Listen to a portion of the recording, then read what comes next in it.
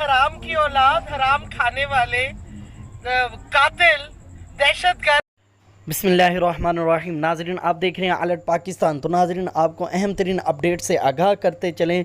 श्री मज़ारी ने इस्लामाबाद जाके डी चौक में अपने आप को फाड़ दिया। आप देखें वो वीडियो और कमेंट में ज़रूर बताएं। अब इसका मुंह फटा है, अल्लाह करे इसका मुंह फटे का फटा रह जाए। नाजरीन, आप वो वीडियो देखना और मुझे ये बताएं कि जब तहरीक लब्बैक पर इन पीटीआई वालों ने शैलिंग की, सीधी गोलियां बरसाई और इस कदर उन्होंने अपनी हर ताकत इस्तेमाल की तहरीक लब्बैक या रसूल अल्लाह सल्लल्लाहु अलैहि वसल्लम के कारकुनों पर, उनके घरों से जाके उनकी बीवी बच्चों को तंग किया, उनके ऊपर जुल्म किया।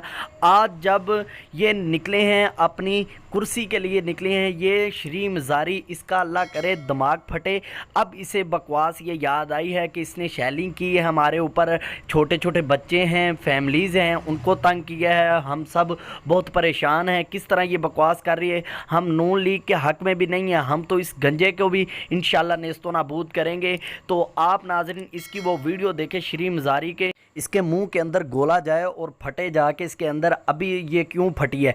तो नाज़रीन आप वीडियो देखें और कमेंट में ज़रूर बताएं इस हरामज़ादी के बारे में कि ये तब क्यों नहीं बोली और तब इसने बकवास क्यों नहीं की टिड्डल ने। अब इसका जनाजा क्यों निकल रहा है।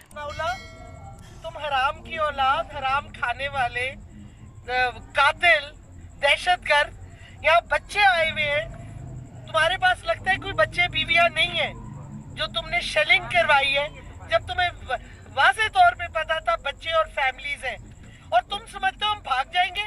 हम यही डटे हुए हैं। ये डी चौक से मैं आपको पैगाम दे रही हूँ। पागल की औलाद, चोर की औलाद, खुद भी चोर, कातिल। अल्लाह तुम्हें पूछेगा जो तुम हरामज़दगियां कर रहे हो।